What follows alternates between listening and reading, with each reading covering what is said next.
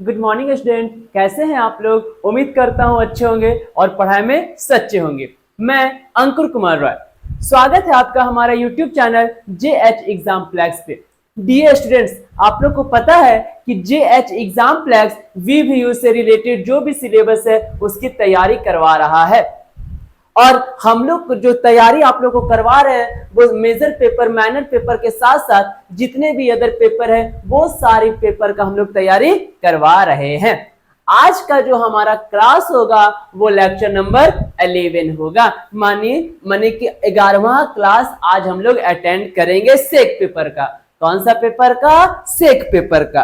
अब सेक पेपर में क्या? तो पर्सनालिटी डेवलपमेंट। कौन सा? Personality development. ये हम बार बार आप लोग को बताते हैं कि पर्सनालिटी डेवलपमेंट सिलेबस के साथ साथ आपकी निजी जिंदगी को भी बेहतर बनाने में मदद करता है। मतलब कि निजी जिंदगी को भी संवारने में पर्सनालिटी डेवलपमेंट बहुत मदद करेगा। और मैं बार बार बताता हूं कि JH एग्जाम प्लेक्स एक ऐसा प्लेटफॉर्म है, एक ऐसा यूट्यूब चैनल है जिसमें से पर्सनालिटी डेवलपमेंट को एकदम सरल भाषा में, यानी एकदम हिंदी में, घरेलू भाषा में आप लोग को समझाने में मदद कर रहा है। क्या कर रहा है? घरेलू भाषा में, ऐसे ना तो वैसे थोड़ा समझाने में मदद कर रहा है पर्सनालिटी डेवलपमेंट यानी सेक पेपर। तो कल का क्लास में मैंने फेल्योर को डील किया था। किसको डील किया था? फेल्योर को। मैं कल बताया था कि जो डीलिंग नेगेटिविटी है इसको मैं दो पार्ट में कवर करवाऊंगा। पहला पार्ट में फेल्योर यानी फेल होने से बचना है, जिसको मैं कल डील कर दिया था। आज हम लोग जो करेंगे वो बहुत इंपॉर्टेंट है, हर इंसान के साथ वो जुड़ा हुआ है। वो क्या है भैया? डिप्रेशन। ये जो जनरेशन चल रहा है, ये ज्यादा जो जनरेशन चल रहा है वो कहीं ना कहीं डिप्रेशन में चल रहा। का रिजल्ट आया, नीट का रिजल्ट आया, डिप्रेशन। क्या आया? डिप्रेशन। आज जो भी रिजल्ट आता, मतलब हम लोग तमाम विद्यार्थी जो भी है, दुनिया में जितने भी विद्यार्थी हैं, दुनिया में जितने भी पर्सन है, वो कहीं ना कहीं किसी न किसी दिन डिप्रेशन का शिकार हुए हैं। किसका शिकार हुए हैं? डिप्रेशन का शिकार हुए हैं दोस्तों।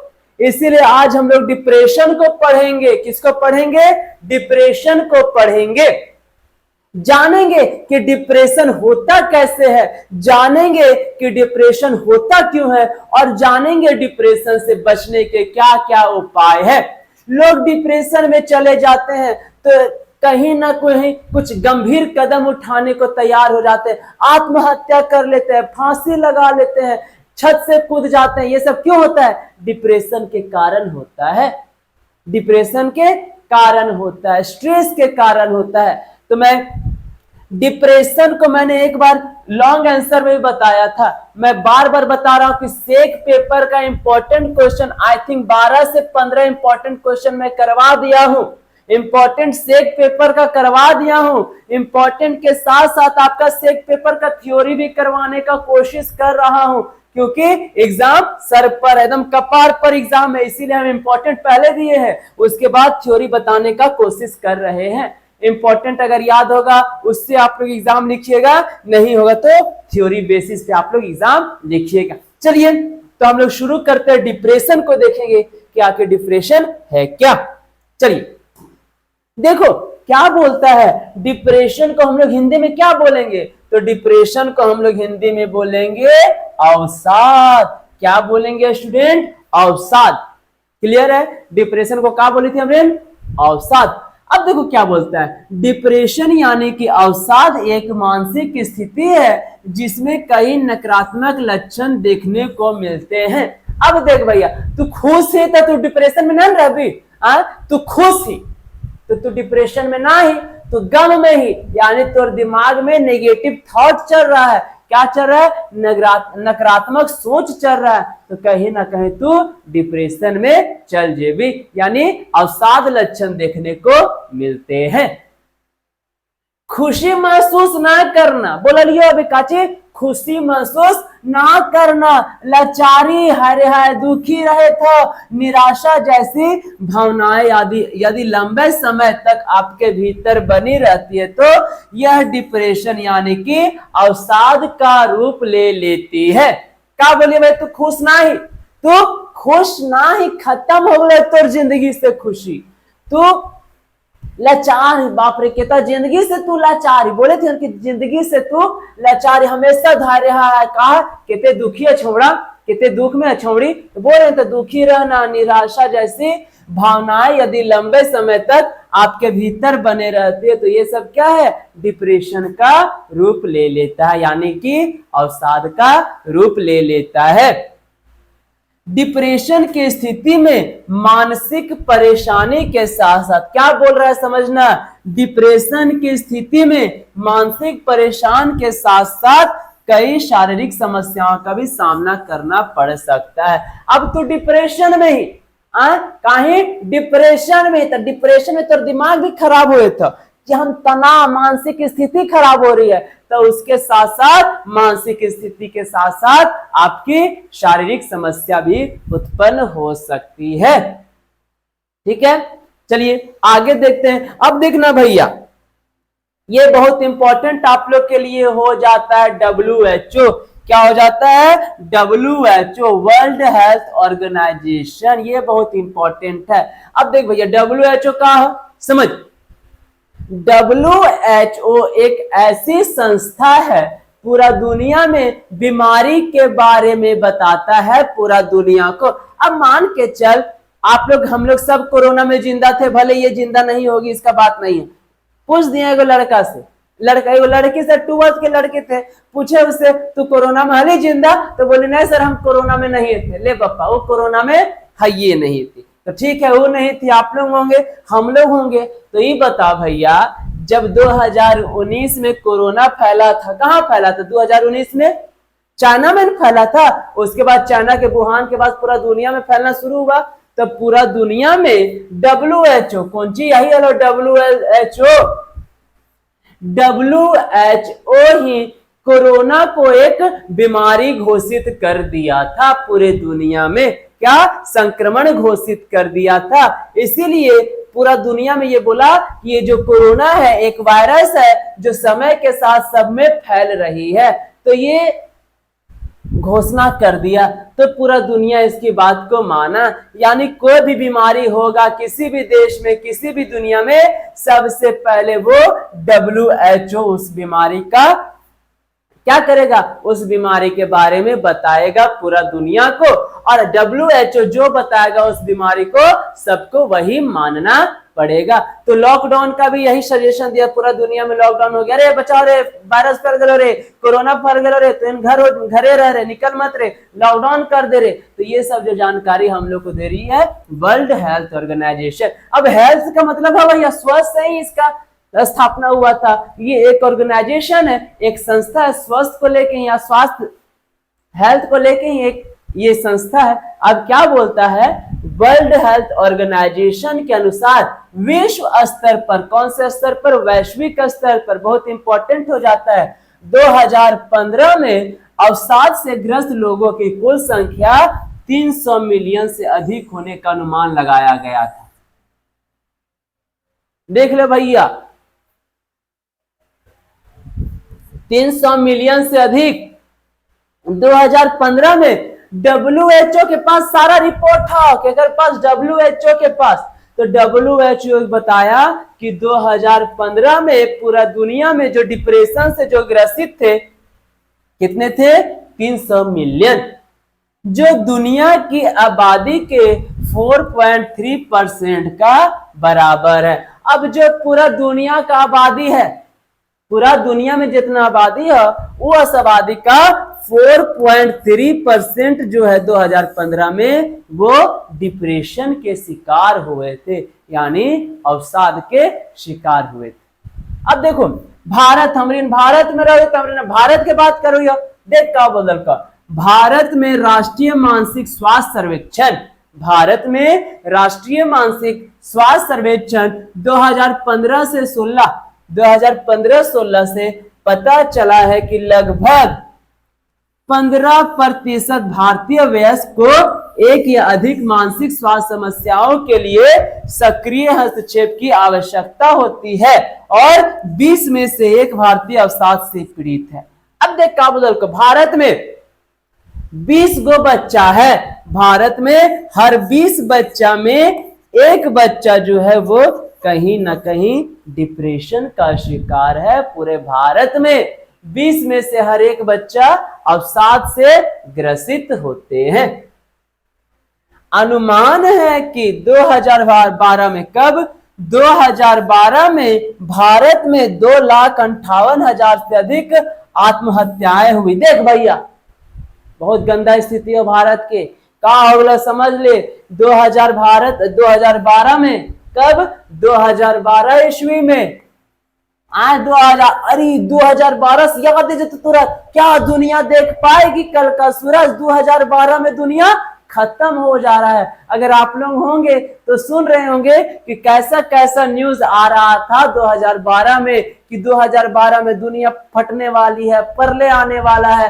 क्या कल का सूरज देख पाए, बुधवार का दिन था और उस दिन क्या आने वाला था, प्रलय आने वाला था, यानी पृथ्वी फटने वाला था। एक तो मिथ झूठी अफवाह फैली थी कि 2012 को दुनिया खत्म हो जाएगी। स्कूल ना के लिए है का कि ना जब मम्मी स्कूल 2012 हो दुनिया फट जेता, घरे रहो अच्छा खेलिए। और न्यूज में आ रहा था कि अब सेकेंड गिन रहा था कि अब खत्म होगी। ले कुछ न हो, एग्जाम की तैयारी ना कुछ न हो, लात गाड़ी खेलिया फिर पढ़े बैठा दिया। तो वही 2012, तो वो 2012 में 2,58,000 से अधिक आत्महत्याएं हुई। भारत की बात कर रहे हैं जिनमें 15 से 49 वर्ष की आयु वर्ग सबसे अधिक प्रभावित हुए। मतलब 15 से लेकर के 49 साल तक के, मतलब 15 वर्ष आयु के बच्चों से लेकर के 49 वर्ष आयु वयस्क तक की मृत्यु हुई है। 2,58,000 कम से कम 2012 में। भारत में 9.3% युवाएं, किसमें, भारत में 9.3% युवा 18 से 24 वर्ष। लॉकडाउन का बाद कोरोना आ गया, अरे हम का बोले लिया, हम जे पहले बतेबो कहीं ना कहीं आ जेता, जे पहले बतेबो कहीं ना कहीं आ जेतो। आगले यहाँ का बोलल को देख, भारत में 9.3% युवाओं यानी 18 से 24 वर्ष को लॉकडाउन के शुरुआती महीने में यानी मई 2020 में अवसाद का सामना करना पड़ा, जो मार्च 2022 तक बढ़कर 16.8% हो गया। लॉकडाउन में घरे रह रहे, कुछ ना, स्कूल उसको सब बंद, सब चीज बंद। तो कहीं ना कहीं 18 से लेकर के 24 साल के बच्चे लोग डिप्रेशन में अब देख भैया डिप्रेशन में चलते गए।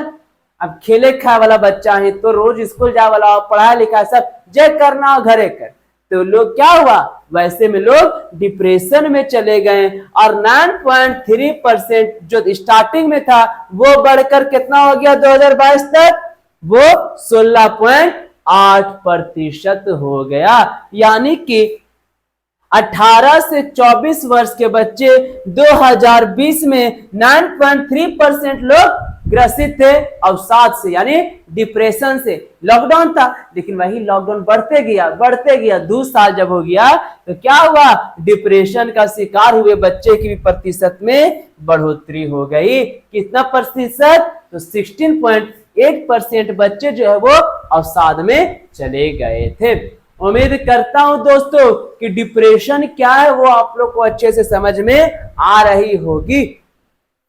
चलिए आगे बढ़ते हैं, देखते हैं अवसाद या फिर डिप्रेशन का कारण। अब देखो क्या बोलता है,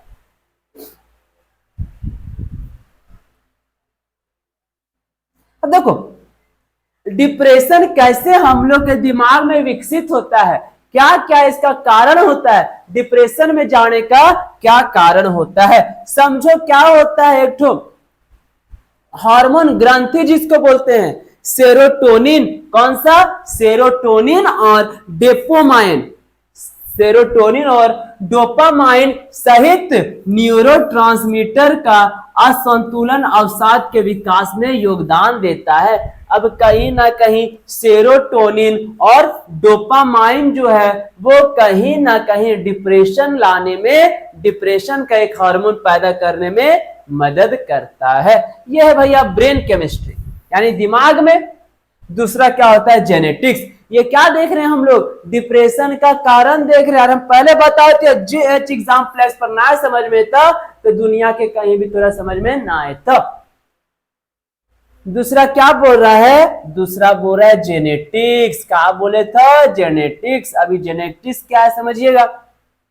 यदि आपके माता पिता या भाई बहन को अवसाद है, डिप्रेशन में है, तो आप में सामान्य लोगों की तुलना में इस स्थिति के विकसित होने की संभावना लगभग 3 गुना अधिक हो जाती है। आपका माँ बाप भाई बहन सब अगर डिप्रेशन में है तो कहीं ना कहीं आप में भी डिप्रेशन का चांस होने का लगभग 3 गुना अधिक बढ़ जाता है। हालांकि बिना पारिवारिक इतिहास के भी आपको अवसाद हो सकता है। अब आप परिवार में ही और परिवार तोड़ कहीं ना कहीं डिप्रेशन का शिकार है तो आप भी कहीं ना कहीं आपको भी डिप्रेशन का जो विकास होना है वो 3% बढ़ जाता है, 3 गुना ज्यादा बढ़ जाता है परिवार में ही तब। और बिना परिवार का ही नहीं, आई एम अलोन तब तो डिप्रेशन के शिकार में रह अकेले है भैया, तो कहीं ना कहीं उसमें भी आपको अवसाद हो सकता है। चलिए आगे बढ़ते। तीसरा क्या बोलता है, जीवन की तनावपूर्ण घटना। अब ऐसा कोई घटना जरूर घटा होगा जीवन में कि उसको सोच के भी हम लोग क्या है, डिप्रेशन में है। देखो क्या बोल दिया है, कठिन अनुभव जैसे किसी प्रियजन की मृत्यु, आघात, तलाक, अलगाव और सहयोगी की कमी भी अवसाद को ट्रिगर कर सकते हैं, यानी अवसाद को उत्पन्न कर सकते हैं, यानी अवसाद को टारगेट कर सकते हैं। क्या क्या भैया, प्रियजनन की मृत्यु, यानी जो आपके प्रिय है उनके मृत्यु हो गई। आघात यानी दिल पे चोट लगा है, दिल पे क्या हुआ है, गहरा चोट लगा है, जिसके कारण हम क्या है, डिप्रेशन में है। क्या है, हमको आघात पहुंचा दी, तो आघात हो गया। अरे तलाक ले लेगी हमसे तुम, हम नहीं जी पाएंगे, नहीं हमको तलाक दे दो, नहीं जा रहे हमको तलाक चाहिए, नहीं दो तलाक, नहीं हमको दो, तो तलाक हो रहा है ना, तो तलाक होवे से तू खुश रह भी, हाँ भले खुश रह सकूं लेकिन कमी महसूस होता तो का हो भी, तू डिप्रेशन में चल भी। अलगाव और सहयोगी की कमी भी कहीं ना कहीं आपका डिप्रेशन को क्या कर सकती है, टारगेट कर सकती है। चलिए आगे बढ़ते हैं। नेक्स्ट क्या बोलता है, मेडिकल कंडीशन। 4th नंबर हम क्या देख रहे हैं, अवसाद का कारण देख रहे हैं, कैसे कैसे तू डिप्रेशन में जा सको ही, मेडिकल कंडीशन। अब देखो, क्रोनिक पेन और डायबिटीज, शुगर वाला, क्रोनिक पेन और डायबिटीज जैसे अन्य लाइफ टाइम डिसऑर्डर अवसाद का कारण बन सकता है। शुगर हो गया हमारा जिंदगी भर, हमारे शुगर के दवाई चलता, ब्लड प्रेशर हो गया हमारा जिंदगी भर, ब्लड प्रेशर के दवाई चलता, थायराइड हो गया हमारा जिंदगी भर, हमारा थायराइड के दवाई चलता। तो ये सब सोच रहे हैं ना कि अब हमारा जिंदगी भर खाल पड़ता दवाई, तो कहीं ना कहीं वो भी कहीं ना कहीं अवसाद का कारण बन सकता है। चलिए आगे देखते हैं। इसके अलावा उम्र के साथ बढ़ती शारीरिक अक्षमता भी बुजुर्गों में अवसाद को टारगेट कर सकती। उम्र बढ़ गया, चल नहीं पा रहे, हमरा पकड़ रे, अरे ना चल पाई, अरे हमरा बाथरूम तक पहुंचा दे रे, अरे कोई तो पनिया दारे, कोई तो सुना रे हमर बतिया रे। उम्र बढ़ गया है, क्या हो गया, उम्र बढ़ गया है, हम कुछ करने में असमर्थ हो गए, तो हम लाचारी अवसाद में ग्रसित हो जाएंगे। कारण है भैया, उम्र बढ़ता हो तो तोरा अवसाद भी बढ़ता, डिप्रेशन में चल जाबे, सुतले रहबे खटिया पर और कोई पानी ना पूछतो तोरा, अरे हाँ पनिया दारे ना देता, तो भी कहीं ना कहीं अवसाद को टारगेट कर सकता है। चलिए 5वां क्या बोलता है, मेडिकेशन। अब 5वां मेडिकेशन क्या है समझो,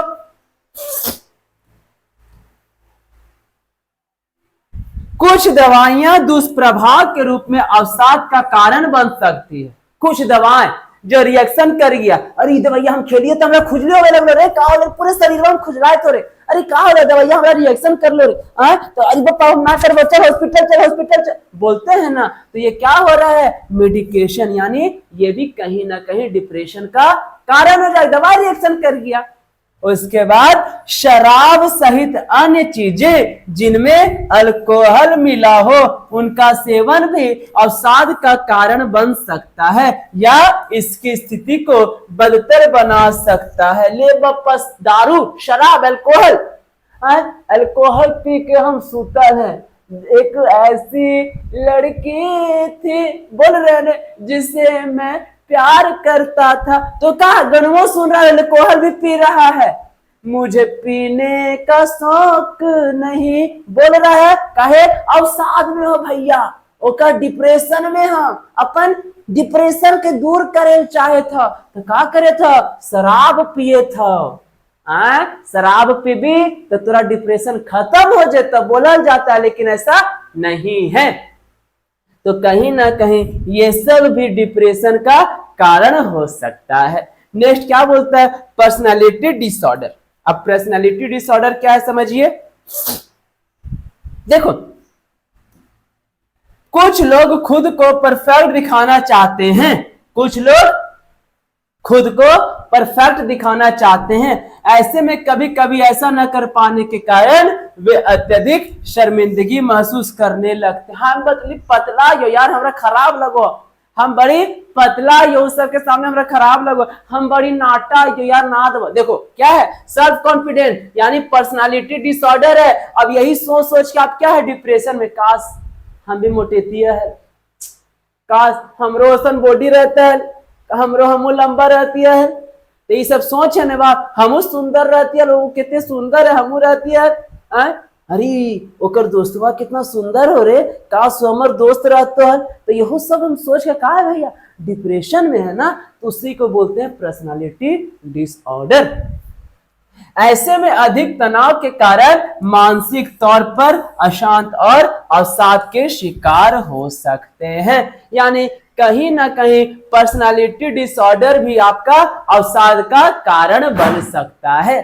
तो ये हम लोग देखें पर्सनालिटी यानी डिप्रेशन का कारण, अवसाद का कारण ये था भैया कि किस किस कारण से लोग अवसाद में जाते हैं, डिप्रेशन में जाते हैं। अब इसका हम लोग क्या देखेंगे, लक्षण देखेंगे कि अगर तू डिप्रेशन में ही तो तुर में का लक्षण देखे ले मिलता है। देखो, अधिक घबराहट, डर और बेचैनी होना।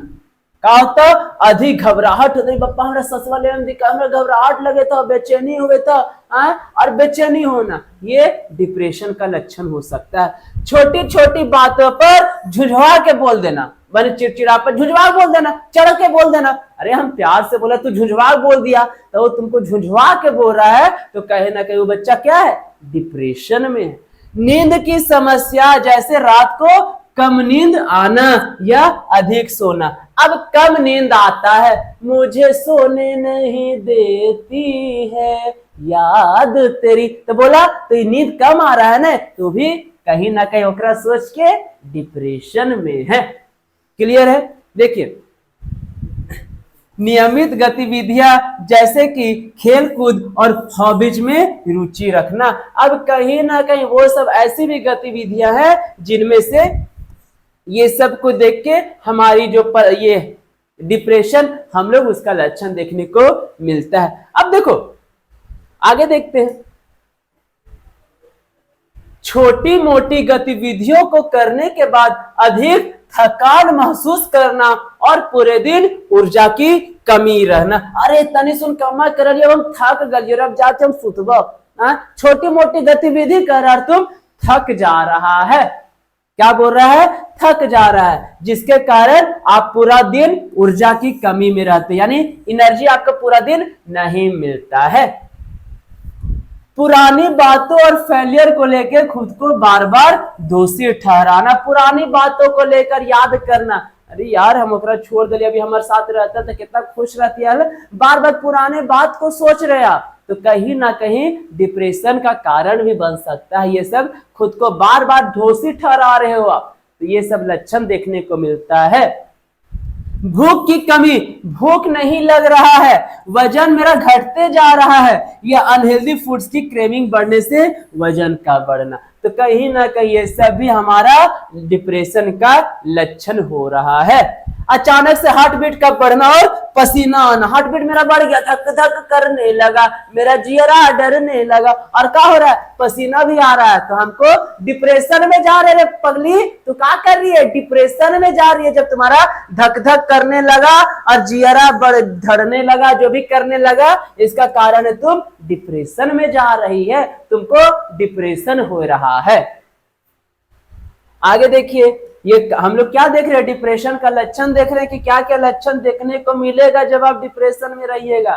थोड़ी थोड़ी देर पर मुंह सूखना और बेचैनी महसूस होना, लोगों से हटकर अकेले रहना, भीड़ में मजा ना आए तो अकेले रहता, लूज मोशन, अरे पेट खराब हो गया, उल्टी आने जैसी समस्या, ये सब कारण हम क्या बोल रहे हैं कि पर्सनालिटी डेवलपमेंट जो पेपर है वो आपके सिलेबस के साथ साथ आपके निजी जिंदगी को भी संवारने में मदद करती है।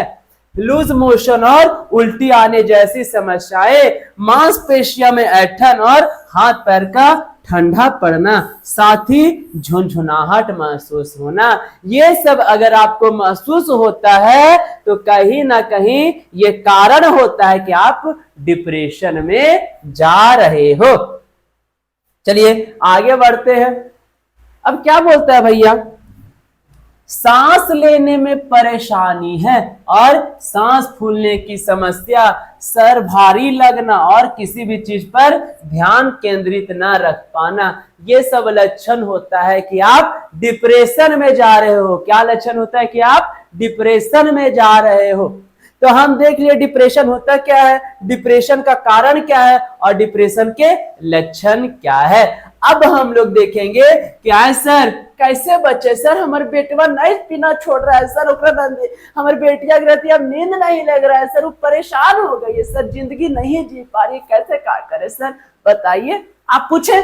अब हम बताते हैं डिप्रेशन से निदान कि कैसे उसका छुटकारा हम लोग ले सकते हैं, कैसे हम लोग डिप्रेशन से छुटकारा को पा सकते हैं। देखो पहला क्या बोल दिया, फिजिकल एग्जामिनेशन। अब बप्पा फिजिकल एग्जामिनेशन तो क्या बोल दिली सर, अब फिजिकल एग्जामिनेशन ही कैसे होता, फिजिकली एग्जामिनेशन हम कैसे देबो। देख डिप्रेशन को डायग्नोज करने के लिए यानी हटाने के लिए, डिप्रेशन को कम करने के लिए डॉक्टर आपको फिजिकली एग्जामिन कर सकते हैं। वहीं उनके द्वारा कुछ सवाल पूछे जाते हैं, वे आपकी शारीरिक सेहत से जुड़े सवाल पूछते हैं, क्योंकि कई बार डिप्रेशन जो होता है वो स्वास्थ्य समस्याएं और दवाइयों का साइड इफेक्ट के रूप में भी देखने को मिलता है। अब यही है फिजिकल एग्जामिनेशन, यानी आपके स्वास्थ्य से रिलेटेड कुछ जानकारी बताना। यार कौन दवाइया खेलिए, कोई दवाई तो ना खाए चुपके चुपके, केकरो से मिले तो ना जाए चुपके चुपके, कोई तोर दोस्त तो ना केकरो से रात भर तो बतियाए ना चुपके चुपके, तो तू डिप्रेशन में काहे ली, यही सब है। देखिए नेक्स्ट क्या बोलते हैं, लैब टेस्ट। लैब टेस्ट की प्रक्रिया अपनाई जाती है जिसमें से भैया खून का जांच किया जाता है और इससे आपकी स्थिति को मापा जाता है कि ना छोड़ा कि खूनमा ज्यादा है, ज्यादा खून हो गलो का रे, हाँ ज्यादा खून हो गलो बोलते हैं ना। खास करके थायराइड, देखो क्या बोल दिया है, खास करके थायराइड की स्थिति जांची जाती है और देखा जाता है कि आपके सभी शारीरिक फंक्शन सही से कार्य कर रहे हैं कि नहीं। अगर सही से कार्य कर रहा है तो डिप्रेशन में नहीं है, और नहीं कर रहा है तो आप कहीं ना कहीं डिप्रेशन में जा रहे हैं। उम्मीद करता हूं दोस्तों कि डिप्रेशन यानी अवसाद क्या है, कैसे है, क्यों होता है, लक्षण क्या है, कारण क्या है, ये आप लोग को अच्छे से समझ में आ रही होगी। चलिए आगे बढ़ते हैं। Psychiatric evolution. अब ये भैया साइकेट्रिस्ट इवोल्यूशन क्या है भैया, इस दौरान साइकेट्रिस्ट आपकी भावनाओं एवं अंदरूनी रूप से चल रहे विचारों ख्यालों पर चर्चा करते। अरे बताओ रे का छोड़ माए बाप के डर लोग हमरा बताओ रे, पूछ रहे हैं ना, क्या कर रहे हैं हम, निदान पाने का चाह रहे हैं, मतलब हम डिप्रेशन में हम हल्का होना चाह रहे हैं, हम अपनी तनाव को, अपने अवसाद को दूसरे से बात करना चाहेंगे, दूसरे मेरे बारे में जानना चाहेगा, इसीलिए उसका उपचार किया जाएगा। बिना अवसाद जाने किसी का उपचार नहीं हो सकता है। वही पूछा है, अंदरूनी रूप से चल रहे विचारों ख्यालों पर चर्चा करते हैं, उनके द्वारा कुछ मानसिक सवाल पूछे जाते हैं जिनका उत्तर आपके डिप्रेशन की स्थिति को डायग्नोज करने में मदद करता है। तो यह था आपका अवसाद का निदान। या अब हम लोग देखेंगे, देखो कैसे इससे छुटकारा पा सकते हैं, क्या क्या करके छुटकारा पा सकते हैं भैया। साइकेट्रिस्ट एवोल्यूशन करके, यानी सबको बता के तब ना आपका हम जानकारी लेंगे, उसके बाद लैब टेस्ट करके, डॉक्टर से सलाह लेके, ये सब है आपका निदान पा सकते हैं। क्या कर सकते हैं, निदान पा सकते हैं। अब इसका हम लोग देखेंगे उपचार। क्या उपचार, अब देखो क्या उपचार देखेंगे, समझो कि आखिर क्या उपचार किया जा सकता है डिप्रेशन से निकलने का, कौन दवाई लें, क्या करें कि हम डिप्रेशन से बच सकते हैं। देखो क्या बोलता है मनोचिकित्सक, टॉक थेरेपी, कौन थेरेपी, टॉक थेरेपी में मानसिक स्वास्थ्य पेशेवर यानी कि मेंटल हेल्थ एक्सपर्ट से बातचीत शामिल है। आपका चिकित्सक जो है आपको अस्वस्थ भावनाओं, विचारों और व्यवहारों की पहचाने और बदलने में मदद करता है। मनोचिकित्सक कई प्रकार के हो सकते हैं, जिसको हम लोग साइकोलॉजिस्ट कहते हैं। क्या कहते हैं, साइकोलॉजिस्ट कह सकते हैं। वो कई प्रकार के हो सकते हैं, जैसे भैया संज्ञानात्मक व्यवहार थेरेपी इनमें से सबसे आम है। कभी कभी आपको संक्षिप्त चिकित्सक की ही आवश्यकता होती है। कई लोग तो महीनों या वर्षों तक उपचार जारी रखते हैं कि नहीं हम डिप्रेशन में है तो हमको महीनों तक, सालों तक दवा चलाना पड़ता है। यह हुई उसका उपचार साइकोथेरेपी का। दूसरा क्या बोलता है, मेडिकेशन। दूसरा क्या है, मेडिकेशन। अब ये मेडिकेशन क्या है समझिए। मेडिकेशन समझिए क्या है। एंटी डिप्रेसेंट क्या है, एंटी डिप्रेसेंट नामक प्रिस्क्रिप्शन दवा डिप्रेशन की स्थिति उत्पन्न करने वाले ब्रेन केमिकल को बदलने में मदद करती है। अभी दवा है भैया, क्वेश्चन हम एंटी डिप्रेसेंट। एंटी डिप्रेसेंट ये एक दवा है जो आपके दिमाग में जो डिप्रेशन उत्पन्न होने वाला जो केमिकल है उसको बदलने में मदद करती है। कई अलग अलग प्रकार के एंटी डिप्रेसेंट और इनमें से आपके लिए कौन सी दवा अधिक प्रभावी है इसका पता लगाने के लिए डॉक्टर से मिलकर आप सलाह भी ले सकते हैं। डॉक्टर साहब बताइए ना, हमारे बेटवा डिप्रेशन में, कुछ एक खिलाइए कि एक से निकल सके, बोल रहे हैं उपचार ले रहे हैं डॉक्टर से मिलके, तो वो कहलाएगा एंटी डिप्रेसेंट नामक दवा। नेक्स्ट क्या बोलता है, कंप्लीमेंट्री मेडिसिन। अब कंप्लीमेंट्री मेडिसिन मतलब क्या है समझिए। इसमें वे उपचार शामिल है जो आप पारंपरिक पश्चिमी चिकित्सा के साथ प्राप्त कर सकती है। हल्के अवसाद से पीड़ित या मौजूदा लक्षण वाले लोग एक्यूपंक्चर, मालिश, सम्मोहन और बायोफीडबैक जैसे उपचारों से अपनी स्थिति में सुधार कर सकते हैं। क्या बोलता है, एक्यूपंक्चर, मालिश, सम्मोहन और बायोफीडबैक। कहीं ना कहीं आप जो रोजमर्रा की जिंदगी को आप जो जी रहे हैं उसको बदलाव कीजिए, तो इससे आपको कहीं ना कहीं पीड़ित यानी अवसाद से निकलने में भी मदद मिलेगी। चौथा क्या बोलता है, चौथा बोल रहा है ब्रेन स्टिमुलेशन थेरेपी। यानी ब्रेन स्टिमुलेशन थेरेपी क्या है समझिए, मस्तिष्क उत्तेजना। क्या होता है, मस्तिष्क उत्तेजना। स्टिमुलेशन मतलब होता ही है उत्तेजना। मस्तिष्क उत्तेजना चिकित्सक यानी कि ब्रेन स्टिमुलेशन थेरेपी उन लोगों की मदद कर सकती है जो गंभीर अवसाद यानी गंभीर डिप्रेशन में चल गया है, सालों डिप्रेशन में है, उसके लिए ब्रेन स्टिमुलेशन थेरेपी काम करेगी। अवसाद या मनोविकृति से पीड़ित है। मस्तिष्क उत्तेजना चिकित्सक के प्रकारों में इलेक्ट्रोकन्वल्सिव थेरेपी, ईसीटी जिसको बोलते हैं ट्रांसक्रेनियल मैग्नेटिक स्टिमुलेशन, टीएमएस और वेक्स नर्व स्टिमुलेशन, वीएनएस शामिल है। अब देखो भैया, डिप्रेशन से बचने का उपाय ये था। हम आप लोग से यही अनुरोध करेंगे कि आप लोग डिप्रेशन में ना जाएं। जो चीज आपको लगता है कि ना रे हम वो काम करबो तो हमरा छोड़ के चल जाते तो हम डिप्रेशन में चल जाबो, तो वो काम आप लोग को नहीं करना है। मैं यही आप लोग को बोलूंगा कि डिप्रेशन में जाइए नहीं, और अगर डिप्रेशन में चले जाते हैं तो उससे निकलने का उपाय भी बनाइए।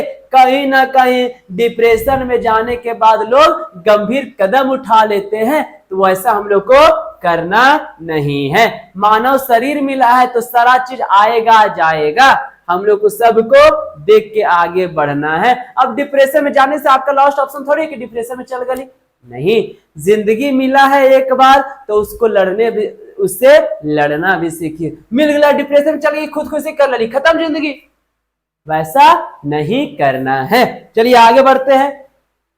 हाँ देखिए, सेमेस्टर 2 के विद्यार्थियों, जितने भी तमाम विद्यार्थी हैं उन लोग कान खोल के सुन लो, आंख खोल के भी देख लो।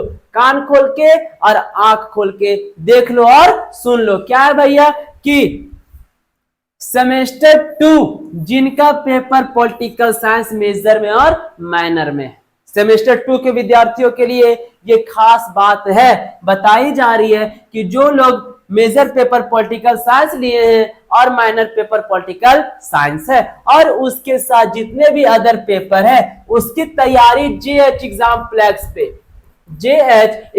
फ्लैक्स पे करवाई जा रही है। मात्र 599 में। देर मत कीजिए। कितने में? 599 में। हम आपसे अनुरोध करेंगे, रिक्वेस्ट करेंगे कि 599 रुपए देकर आप पॉलिटिकल साइंस का और भी अदर पेपर का तैयारी कर सकते हैं। 599 में आप लोग को live classes, recorded classes, notes और जितने भी प्रीवियस ईयर क्वेश्चन है वो सारी चीज प्रोवाइड कराई जाएगी। हम रिक्वेस्ट करेंगे कि जल्द से जल्द आप लोग ये नंबर पे कॉल करके और भी अधिक जानकारी प्राप्त कर सकते हैं, और करना नहीं है, आप लोग को एकदम जुड़ जाना है। क्या है कि सेमेस्टर 1 का एग्जाम होगा तो सेमेस्टर 2 में आप जाइएगा। तैयारी करना है तो हम लोग के साथ जुड़ के और भी बेहतर तैयारी कीजिए। अब हम लोग आते हैं सेमेस्टर 4 के तमाम विद्यार्थियों के पास।